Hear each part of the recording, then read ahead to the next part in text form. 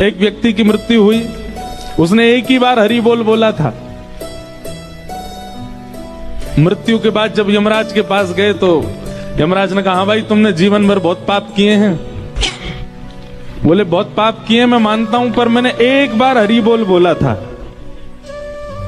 अपने 80 वर्ष की आयु में एक बार हरि बोल बोला था, उसका फल पहले मुझे दीजिए, उसके बाद मेरे पापों के सारे दुख देना। यमराज जी बोले एक ही बार बोला था? बोले हाँ बस एक बार। यमराज जी बोले हमको इसका फल नहीं पता। तो व्यक्ति बोला तो फिर मुझे नहीं पता, पहले उसका फल मिलेगा तब नरक की यातनाएं भोगूंगा। यमराज जी उसको लेकर के शंकर जी के पास गए। शंकर जी से जाके पूछा कि महाराज जिसने एक बार हरि बोल बोला है इसका क्या फल मिलेगा? शंकर जी बोले भाई 1.25 लाख बार बोला हो, पुरुषण किया हो तो हमको फल पता है।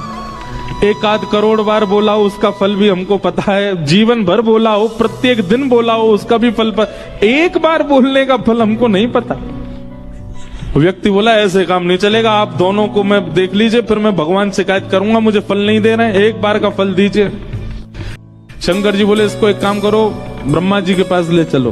तो यमराज जी शंकर जी उसको लेकर ब्रह्मा जी के पास गए। ब्रह्मा जी भी बोले भैया हमको सबके फल पता है, एक बार का फल नहीं पता। तो नारद जी के पास ले चलो।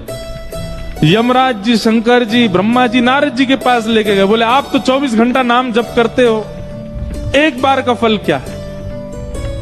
नारद जी बोले भैया 24 घंटा गाते हैं, एक बार का फल पता हो तो पूरे दिन क्यों गाते? हम तो पूरे दिन गाते रहते हैं, हमको एक बार का फल नहीं पता।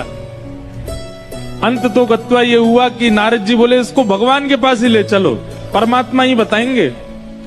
शंकर जी यमराज जी नारद जी ब्रह्मा जी उसको लेके जैसे भगवान के पास गए, वैकुंठ में प्रवेश करते ही चारों ने चरण पकड़े। बोले भगवान इसने जीवन में एक बार हरि बोल बोला, उसका फल क्या मिलेगा?